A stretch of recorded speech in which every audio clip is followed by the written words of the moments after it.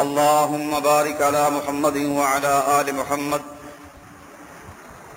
كما باركت على إبراهيم وعلى آل إبراهيم إنك حميد مجيد. من يطع الله ورسوله فقد رشد واهتدى ومن يعص الله ورسوله فقد ضل وغوى.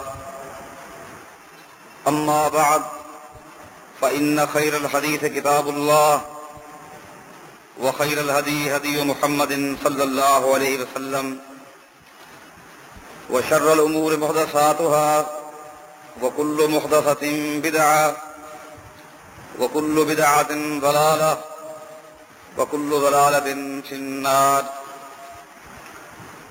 أعوذ بالله من الشيطان الرجيم. بسم الله الرحمن الرحيم.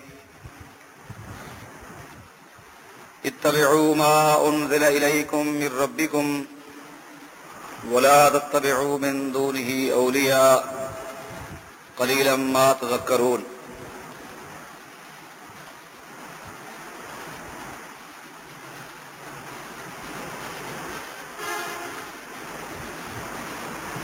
یہ بات آپ جانتے ہیں کہ دین اسلام میں قرآن کریم کی حیثیت دستور اساسی کی ہے،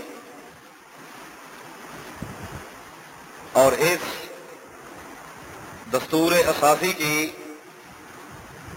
جو دفعات ہیں ان دفعات کی توضیح اور تشریح کا نام حدیث رسول ہے. یہ اسلامی دفعات ہیں، ان کی تشریح اور وضاحت جو ہے وہ حدیث رسول ہے. گویا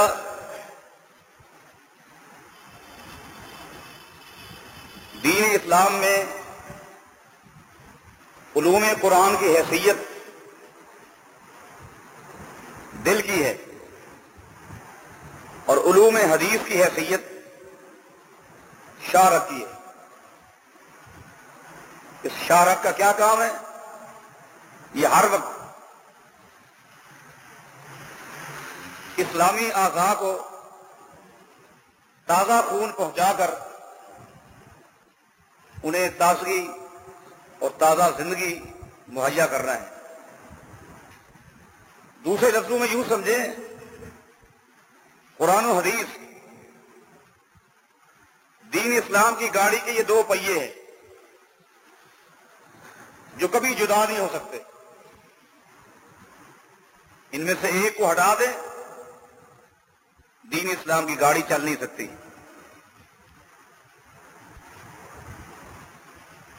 ان دو پہیوں کو جدا کرنے کے لیے دور قدیم میں بھی ایک تحریک چلی تھی انکار حدیث کے حوالے سے، اور یہ فتنہ پھر دوبارہ سر اٹھا چکا ہے. لیکن یہ بات آپ کو معلوم ہونی چاہیے، دور قدیم اور دور حاضر کے منکرین حدیث کے اندر زمین آسمان جیسا فرق ہے. دور قدیم میں جن لوگوں نے حدیث کا انکار کیا اس کی بنیادی وجہ فلسفہ، عقلیت سے متاثر ہو کر ایک اصولی غلطی کا شکار ہو گئے.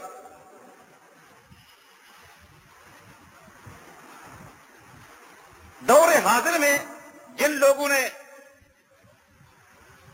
حدیث کا انکار کیا ہے ان کا علم کے ساتھ دور کا بھی واسطہ نہیں. علم، تفقہ، فہم، فراست، اس سے کوئی تعلق نہیں، بلکہ محض مغربی تہذیب کے زیر اثر یہ ایک فتنہ کھڑا ہوا ہے کہ دین اسلام میں رہ کر کس طرح راہ فرار اختیار کی جائے کہ دنیا یہی سمجھے کہ یہ مسلمان ہے، یہ دین اسلام میں داخل ہے. دین اسلام میں رہ کر دینی علوم سے، دینی احکام سے راہ فرار کس طرح اختیار کرنی۔ دوسرے لفظوں میں یوں سمجھیے، دین اسلام کی جو گرفت ہے، اس گرفت کو کمزور کرنے کے لیے، ڈھیلا کرنے کے لیے حدیث کا انکار کیا گیا۔ وہ کیسے؟ میں بتاؤں گا کہ ان کا علم کے ساتھ کیوں تعلق نہیں ہے، اور اس لیے بتاؤں گا کہ آج کے عنوان سے اس کا گہرا تعلق ہے۔ سیدنا علی رضی اللہ تعالیٰ عنہ نے اپنے چچا زاد بھائی سیدنا عبداللہ بن عباس رضی اللہ تعالیٰ عنہما کو بلایا تھا، فرمایا کہ عبداللہ، خارجیوں کا فتنہ بڑھتا جا رہا ہے، آپ جائیں ان خوارج کے فتنے کو آپ لگام دیں، خوارج کے فتنے کو لگام دیں۔ نمازیں پڑھتے ہیں، روزے رکھتے ہیں، حج کرتے ہیں، قرآن کریم کی تلاوت ایسی کرتے ہیں، قرآن کریم کے ساتھ اپنے آپ کو اتنا گہرا تعلق ثابت کرنے کی کوشش کرتے ہیں، جیسا کہ نبی علیہ الصلوۃ والسلام نے فرمایا تھا کہ اگر آپ ان کی تلاوتوں کو دیکھو گے، قرآن کریم کے ساتھ گہری تعلق دیکھو گے، قرآن قرآن قرآن اس طرح کہیں گے، تو تم اپنی تلاوتوں کو، اپنے تعلق کو بالکل معمولی سمجھو گے کہ ہمارا تو کوئی تعلق ہی نہیں، ان کا تو بڑا گہرا تعلق ہے۔ فرمایا کہ عبداللہ یہ بتاؤ، خوارج کو لگام کیسے دو گے؟ خوارج کو، فتنہ خارجیہ کو لگام کس طرح دو گے؟ سیدنا عبداللہ رضی اللہ تعالیٰ عنہ فرماتے ہیں کہ آپ بتائیں، اب میں جا رہا تھا، اپنی ترتیب سے ایک لگام دیتا، اگر آپ نے استفسار کیا ہے تو پھر آپ خود وضاحت کریں۔ سیدنا علی رضی اللہ عنہ فرماتے ہیں، دیکھیں، خارجیوں کو لگام دینے کا ایک ہی طریقہ ہے، اور وہ صرف حدیث رسول ہے، کیونکہ قرآن کریم کے جو مفردات ہیں، قرآن کریم کے جو الفاظ ہیں، لغت کا اعتبار کریں گے تو ہر لفظ کے کئی معنی ہیں۔ اس لفظ کا یہ بھی معنی بنتا ہے، یہ بھی بنتا ہے، وہ بھی بنتا ہے۔ اگر ان لوگوں کو صرف قرآن پہ چھوڑ دو گے تو لغت میں کوئی بھی معنی لے کر راہ فرار اختیار کریں گے کہ دیکھیں اس لفظ کا یہ بھی معنی ڈکشنری بھی ہے، یہ بھی ہے، یہ بھی ہے، اپنے مطلب کا کوئی بھی معنی لے کر چلے جائیں گے، لیکن ان معانی میں سے مفردات قرآن کا کون سا معنی مراد ہے؟ اللہ کے پیغمبر نے ایک معنی کی تخصیص کر دی ہے، لگام مل گئی، اب اس معنی کے بعد پھر دوسرا معنی مراد نہیں لیا جاتا۔ لگام دی گئی خارجیوں کو حدیث کے ذریعے، تو انہوں نے بھی قرآن قرآن کہا، تو اب بھی مغربی تہذیب اور علم کے زیر اثر کچھ لوگوں نے حدیث کا انکار کر دیا۔ ان انکار کرنے والوں میں سے کسی ایک کے پاس علم نام کی کوئی چیز نہیں۔ کیوں؟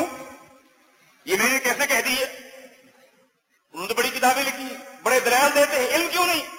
اس لیے علم نام کی کوئی چیز نہیں، اس لیے کبھی وہ کہیں گے کہ جی اللہ پاک نے قرآن کریم میں فرمایا ہے وَنَزَّلْنَا عَلَيْكَ الْكِتَابَ تِبْيَانًا لِكُلِّ شَيْءٍ، اللہ پاک نے قرآن کو نازل کیا ہے، کس کتاب کو نازل کیا ہے؟ اس کتاب میں ہر چیز کی وضاحت ہے، تِبْيَانًا لِكُلِّ شَيْءٍ، ہر چیز کی وضاحت ہے۔ اب وہ آگے کہیں گے جب قرآن میں ہر چیز کی وضاحت ہے تو پھر وضاحت کے لیے ہم حدیث کیوں دیکھیں؟ ہم کیسے کہیں کہ حدیث قرآن کی تشریح ہے؟ اللہ نے تو خود کہہ دیا کہ اس سے خود وضاحت موجود ہے، تشریح موجود ہے۔ جب تشریح موجود ہے، اگر ہم یہ کہتے ہیں کہ حدیث اس کی تشریح ہے، تو پھر قرآن کی اس آیت کا کیا معنی بنا؟ اس میں تو ہر چیز کی وضاحت موجود ہے۔ جب وضاحت موجود ہے تو حدیث کو اٹھائے بغیر ہم قرآن کریم کو سمجھ سکتے ہیں۔ ہاں، کسی مفردات میں سے کسی کا معنی نہ آئے تو لغت کا اعتبار کر لیں گے، لغت میں، ڈکشنری میں اس لفظ کا کیا معنی ہے، عرب کے لوگ اس لفظ کو کس معنی میں استعمال کرتے ہیں یہ دیکھ لیں گے، اس میں کوئی حرج نہیں۔